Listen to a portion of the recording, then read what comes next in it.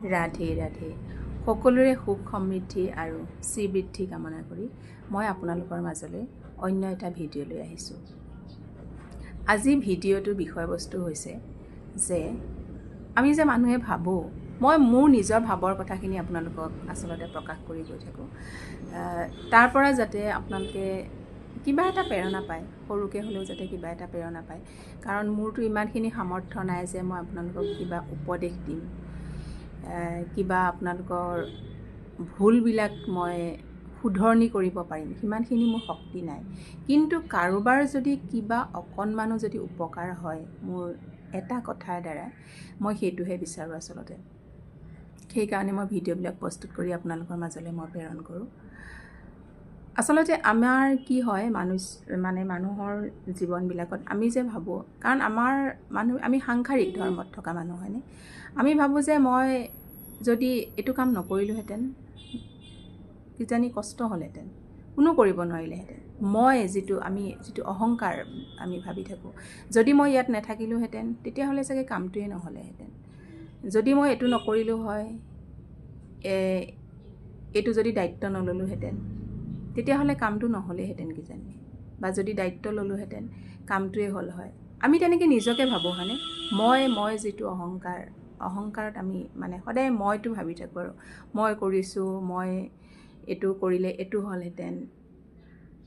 আমি তেনেধৰণে চিন্তাবিলাক কৰোঁ। আমাৰ চিন্তাবিলাক বহুত ক্ষুদ্ৰ। মই ভাবটো আমি বেছিকৈ আনো, সকলোৱে XYZ ময়ো তেনেধৰণে, আমিও ভাবোঁ, বা ময়ো ভাবোঁ তেনেধৰণে কিছুমান কথা। কিন্তু কথাটো তেনেধৰণৰ নহয়।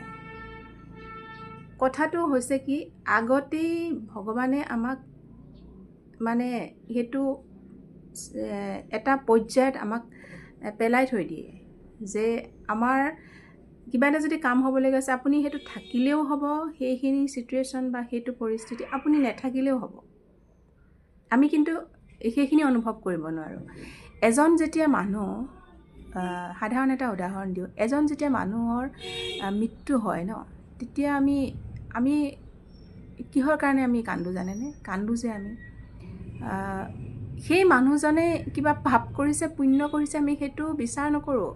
তেওঁ যে এই মায়াময় সংসাৰলৈ যে আহি পেলাই তেওঁ যে ইয়াতে মৃত্যুবৰণ কৰিলে, তেওঁ ভগৱত প্ৰাপ্তি হ'বনে নহয়, তেওঁ মোক্ষ প্ৰাপ্তি হ'বনে নহয়, আমি সেই কথাটো চিন্তা নকৰোঁ। আমি কি চিন্তা কৰোঁ জানেনে? যে সেই মানুহজন মৰি গ'ল, মোৰ কি হ'ব, মোৰ সন্তানৰ কি হ'ব, মোৰ পৰিয়ালটোৰ কি হ'ব। আমি সেইটো মই ভাবি থাকোঁ, আমি নিজৰ কাৰণে চিন্তা কৰি থাকোঁ সদায়। কিন্তু সেই মৃত্যু হোৱা ব্যক্তিজনৰ কথা আমি অকণোৱে নেভাবোঁ। এইটো বহুত ডাঙৰ কথা। এতিয়া হয়তো কিছুমান লোকে ভাবিব যে এইটো কেনেধৰণৰ কথা কৈছে। আপোনালোকে গভীৰভাৱে চিন্তা কৰিব। আমি নিজৰ কাৰণেহে চিন্তা কৰি থাকোঁ সেইবিলাক। সি মৰি গ'ল মোৰ সংসাৰখন চলিবলৈ, কাৰণ ইনকম কৰা মানুহ তেওঁৱে আছিলে, তেওঁৱে চলাই আছিলে, গতিকে মোৰ অৱস্থা বেয়া হ'ব, কিবা হ'ব। আমি সদায় নিজক লৈ ব্যস্ত। সেই মানুহজনৰ কথা আমি ভাবিবলৈ সেই পাহৰিয়ে যাওঁ। তেওঁ যে ভাল এটা আকৌ পুণ্য আত্মাত তেওঁ নিবাস কৰক, তেওঁ ভগৱত প্ৰাপ্তি হওক, তেওঁ ভগৱানৰ লগত থাকক, আৰু এই সংসাৰলৈ যে আহিব নালাগে, তাৰ কাৰণে আমি প্ৰাৰ্থনাখিনি নকৰোঁ। আমি সদায় নিজৰ কথা ভাবি থাকোঁ। কিন্তু এই কৰ্মখিনি আচলতে কি হয় জানেনে? এই আগতেই আমাৰ নিৰ্ধাৰিত হৈ থাকে। আপুনি থাকিলেও সেইখিনি হ'ব, আপুনি নাথাকিলেও সেইখিনি, যিখিনি আমাৰ হ'ব লগা আছে, যিখিনি নিয়তি আমাক দি থৈ দিয়ে, সেইখিনি আমাৰ হ'বই। এই কথাটো আচলতে প্ৰভু শ্ৰী ৰামচন্দ্ৰই আমাক শিকাই থৈ গৈছিলে। ক'ত শিকাই থৈছিলে জানেনে? যেতিয়া মাতা সীতাক আনিবৰ কাৰণে, বা ক'ত আছে সেইটো অনুসন্ধান ল'বৰ কাৰণে বজৰংবলীক যেতিয়া পঠাইছিলে, হনুমানক যেতিয়া পঠাইছিলে লংকালৈকে, হনুমানে কিন্তু বিচাৰি পোৱা নাছিলে ক'ত আছিলে। হনুমানে ভাবিছিলে যে অকল ৰামৰ নাম আমাৰ ভাৰতবৰ্ষৰ এইটো এৰিয়াতহে হয়। কিন্তু সেই লংকাৰ নিচিনা ইমান সাগৰৰ সিটো পাৰ, সিটো পাৰত এটা দ্বীপতো যে বিভীষণৰ নিচিনা এজন যে ৰামৰ ভক্ত আছে, সেই কথাটো কিন্তু হনুমানেও জনা নাছিলে। কিন্তু ৰামে জানিছিলে, কাৰণ তেওঁ ভগৱান। এইবিলাক হৈছে তেওঁৰে লীলা। তেওঁ লীলা কৰিয়ে তালৈকে পঠিয়াইছে যে তুমি যোৱা তালৈকে, তাতো গৈ যে আমাৰ যে ধৰ্মৰ লগত যুক্ত থকা যে লোক আছে, ধৰ্মক বিশ্বাস কৰা লোক আছে, ৰামক যে আৰাধনা কৰা লোক আছে, তাতো গৈ তুমি দেখা। নহ'লেতো ৰামেও যাব পাৰিলেহেঁতেন, তেওঁ যাব পাৰিলেহেঁতেন। তেওঁ কিয় যাব নোৱাৰে? তেওঁতো ভগৱান। কিন্তু তেওঁ কাক পঠালে? হনুমানক পঠালে। হনুমানক পঠাই তেওঁ বিভীষণক লগ পালে। বিভীষণক লগ পোৱাৰ পাছত তেওঁ মাতা সীতাৰ ওচৰলৈ গ'ল। যেতিয়া মাতা সীতাৰ ওচৰত যেতিয়া গৈছে, যেতিয়া দেখিছে, দৰ্শন হৈছে, অশোক বাটিকাত যেতিয়া মাতা সীতা আছিলে, তেতিয়া হনুমানে দেখা সময়খিনি কেনেকুৱা আছিলে জানেনে? যে ৰাৱণে মাতা সীতাক খঙত মানে মাৰিবলৈ যাবলৈ লৈছিলে সেইখিনি সময়ত। কাৰণ গম পাইছে যে এজন মানে বান্দৰ আহিছে, চব তেহেজ নেহেজ কৰি ধ্বংস কৰিবলৈ আহিছে, মাতা সীতাক উদ্ধাৰৰ কাৰণে এজন বান্দৰ আহিছে। এইটো কথা গোটেই মানে লংকাত জনাজাত হৈ পৰিছে। গতিকে তাৰ আগমুহূৰ্ততে সীতাক কিন্তু মাৰিবলৈ ৰাৱণে গৈছিলে। সেইখিনি সময়ত কোনে ৰক্ষা কৰিছিল জানেনে? ৰাৱণৰ পত্নী মণ্টোধৰীয়ে ৰক্ষা কৰিছিলে। হনুমানেও পাৰিলেহেঁতেন ৰক্ষা কৰিবলৈ, কিন্তু হনুমানে সেইখিনি নকৰিলে। সেইখিনি সুবিধা কাক দিলে? প্ৰভু শ্ৰী ৰামচন্দ্ৰক। কাৰণ হনুমানেতো একেবাৰে চব ছাৰখাৰ কৰি থৈ আহিব পাৰিলেহেঁতেন, তেওঁ ইমান শক্তি।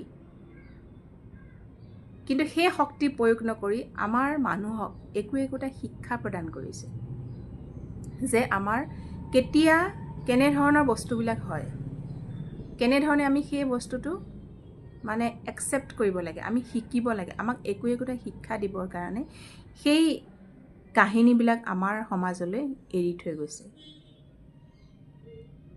হনুমানে ভাবিব পাৰিলেহেঁতেন যে যদি মই তাত নগ'লোহেঁতেন, মাতা সীতাক হয়তো উদ্ধাৰ কৰি মই আনিব নোৱাৰিলেহেঁতেন। কিন্তু তেওঁ ভবা নাই। তাৰ আগতেই এইখিনি কি কৰিছে? প্ৰভু শ্ৰী ৰামচন্দ্ৰই দি থৈ দিছে।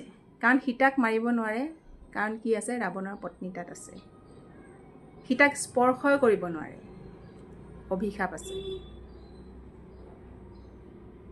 এইবিলাক বহুত তত্ত্বগধুৰ কথা। আৰু যেতিয়া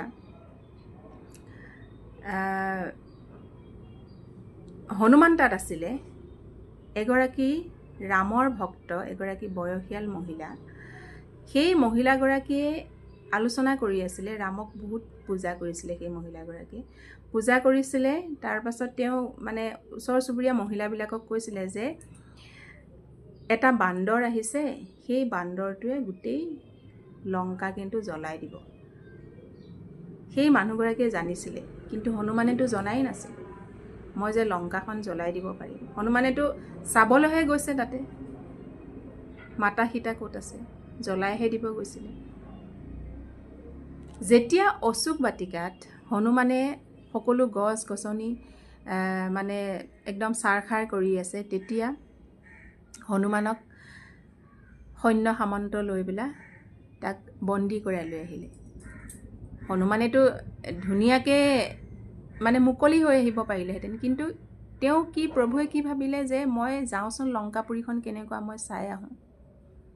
যেতিয়া চাবলৈ গ'ল, তেতিয়া দেখিলে যে ইমান ধুনীয়া সোণৰ লংকা। কিন্তু সেই যে যিগৰাকী মহিলাই যিগৰাকীয়ে ৰামৰ ভক্তি কৰিছিলে, সেইগৰাকী মহিলাই যে লংকাখন জ্বলাব, সেই কথাটো হনুমানৰ কাণত পৰিছিলে। কিন্তু হনুমানে ভাবিছিলে মইতো ইয়াত জ্বলাবলৈ অহা নাই, মইতো মাতা সীতাক উদ্ধাৰহে কৰিবলৈ আহিছোঁ, জ্বলোৱা প্ৰশ্নই নাহে। মই তাতে কি ঘি চাকি কেৰাচিন তেল ক'ত পালোহেঁতেন যে লংকাখন জ্বলাবলৈ। কিন্তু প্ৰভুৱে সেইখিনি থৈ দিছে। লংকাখন যে জ্বলিব, লংকাখন যে হনুমানে যে জ্বলাব, সেইখিনিও প্ৰভুৱে আগতীয়াকৈ কৰি থৈ দিছে।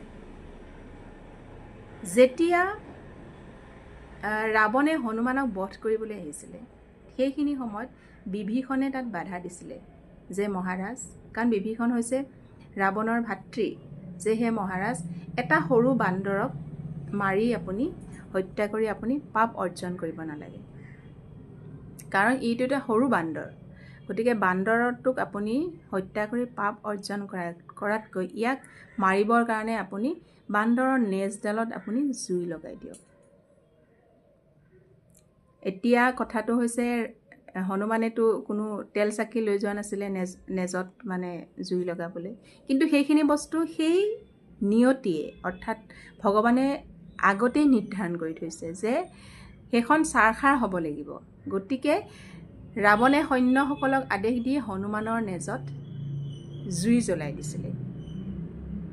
জুই জ্বলাই দিয়াৰ ফলতে গোটেই লংকা চাৰখাৰ হৈছিলে। এইবিলাক প্ৰভুৰ সৃষ্টি, প্ৰভুৰ লীলা। আমি সাধাৰণ মনুষ্যই বুজিবলৈ আমাৰ অলপ কঠিন হয়, আমি বুজি পাবলৈ আমাৰ অলপ কষ্ট হয়। নাজানো, আমি অজ্ঞানী, আমি মূৰ্খ, সেইকাৰণে আমি এই তত্ত্ববিলাক আচলতে বুজি নাপাওঁ। আমি সকলোৱে জানো যে হনুমানে লংকা পুৰি চাৰখাৰ কৰিছিলে, কিন্তু তাৰ পৰা আমি শিকিব লগা কি আছে?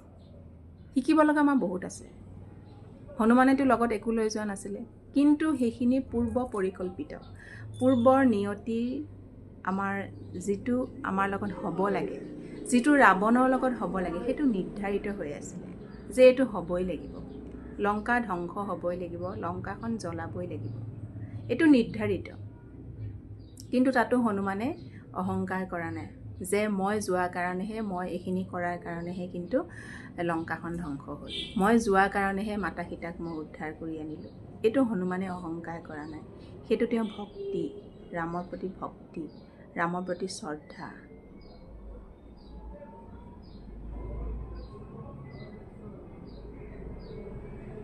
তেওঁ যদি বিভীষণক লগ নাপালেহেঁতেন, বিভীষণৰ নিচিনা যদি এজন শান্ত আৰু ভক্তিভাৱ সম্পন্ন লোক যদি তাত লগ নাপালেহেঁতেন, তেতিয়া হয়তো মাতা সীতাক তেওঁ বিচাৰি নাপালেহেঁতেন। কিন্তু এইটো পূৰ্ব নিৰ্ধাৰিত হৈ আছে যে বিভীষণ ৰামৰ ভক্ত, আৰু তাত ৰাম নামৰ ধ্বনি, যি বিভীষণে মানে প্ৰত্যেক মুহূৰ্ততে ৰাম নাম জপ কৰাৰ ফলতে সেই হনুমান তাত উপস্থিত হ'ল। নহ'লে বিভীষণ কোন হনুমানে জানো চিনি পাইছিলে? কেতিয়াও চিনি পোৱা নাছিলে। সেই ৰাম নামৰ আধাৰত বিভীষণৰ নিচিনা এজন সাধু সন্তক লগ পালে হনুমানে।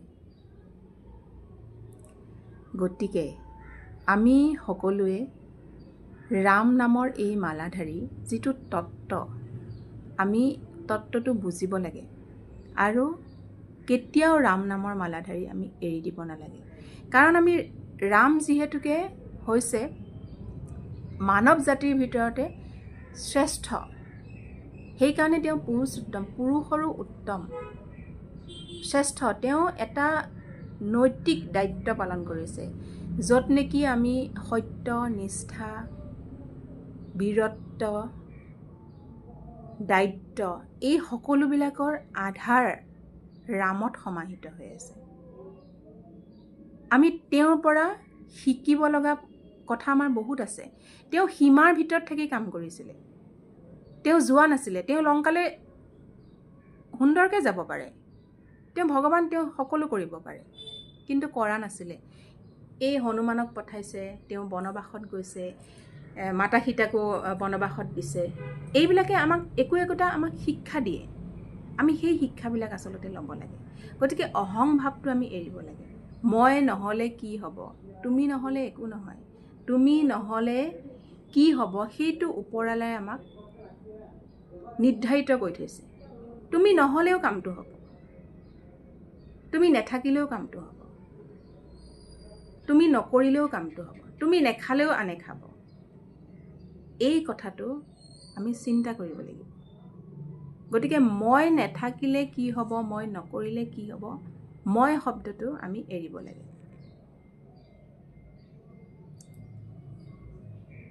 আমি কৰ্মহে কৰি যাব লাগে, আৰু ফলৰ আশা আমি বাদ দি দিব লাগে।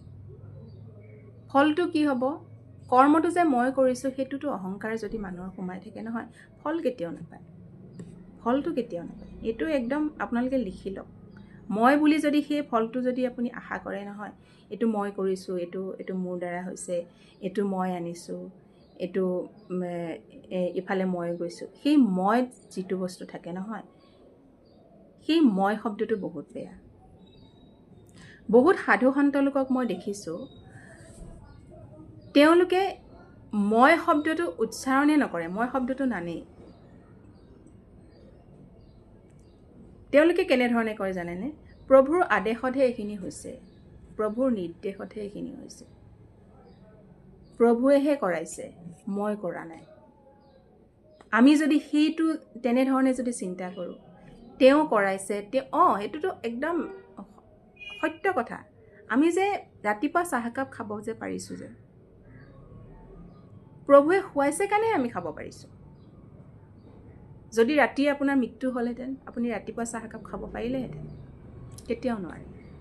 আপুনি যে ভাত সাঁজ যে খাইছে ধুনীয়াকৈ, প্ৰভুৱে আপোনাক কৈছে কাৰণেহে আপুনি ভাত সাঁজ খাব পাৰিছে। কিছুমান মানুহ এনেকুৱা আছে যে ভাতখিনি খাবলৈ লৈছে, হঠাৎ কিবা এটা বিপদ আহিছে, হঠাৎ ক'ৰবাত যাব লগা হৈছে, আপোনাক খাবলৈ মানা কৰিছে। তেওঁ মানা কৰিছে গতিকে আপুনি খাবলৈ নোৱাৰে।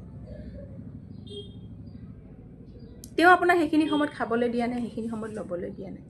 আপুনি কেতিয়াও নোৱাৰে। যিমান কষ্ট কৰক, যিমান যি কৰক, তেওঁৰ অবিহনে আপুনি এখোজো যাব নোৱাৰে।